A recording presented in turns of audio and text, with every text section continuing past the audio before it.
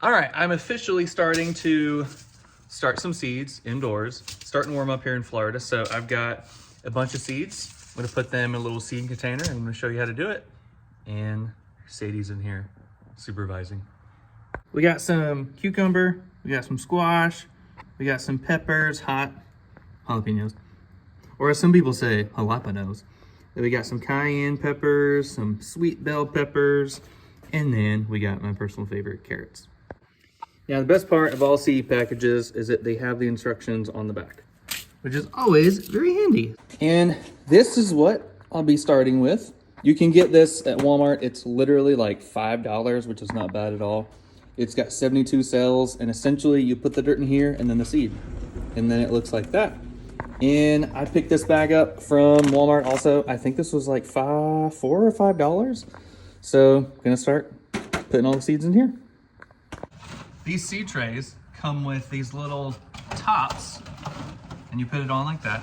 And so essentially it acts as like a little greenhouse. So it keeps it very hot and humid for the seeds, and then they'll germinate quicker if you have one of these. So pretty cool.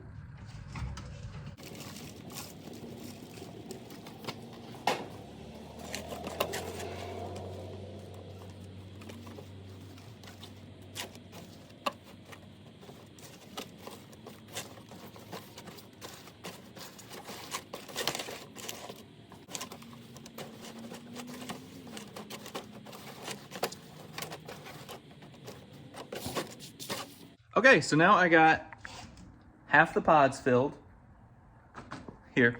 I have the pink gloves because all of mine are bad, and these are alleys, so I need to get some new gloves. So now I'm essentially gonna mark which seeds are which row, and then start to plant them. Okay, getting ready to plant them.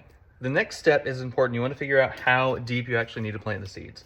So on the back of them, they all say, this is the jalapeno, and it says 1/4 of an inch. So what I like to do is take a finger or a Sharpie and then just poke little holes. So we're gonna start in the middle with the jalapenos, and I'm just going to do a little hole, a little hole, a little hole, a little hole, a little hole, and then a little hole right there. All right, here are the seeds. You can see them. So rule of thumb, something I like to do, and a lot of gardeners recommend this, planting 2 or 3 per hole, because that way not all of the seeds will germinate. And so if you do 2 to 3, you can always just pick one after one or all of them have grown. And then we're gonna go right in there. All right, that's about 3. There's 1, 2. It's actually really hard with, oh no, with the phone. There's 1, 1 more, and then boop, boop. All right, there we go.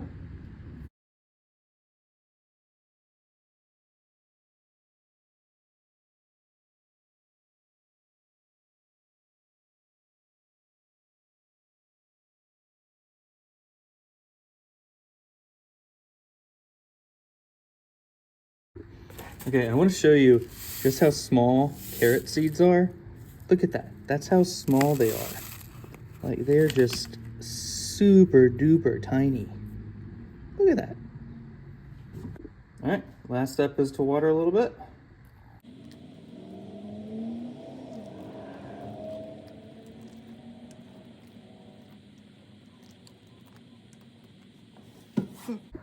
Okay, I did forget about this thing, and I put the signs over here. And so instead, I have a piece of painter's tape. I've got squash, carrots, bell pepper, jalapeno, cucumbers, and hot peppers, not Harry Potter. So, looking pretty good. Sadie, what do you think? Sadie, is this looking good?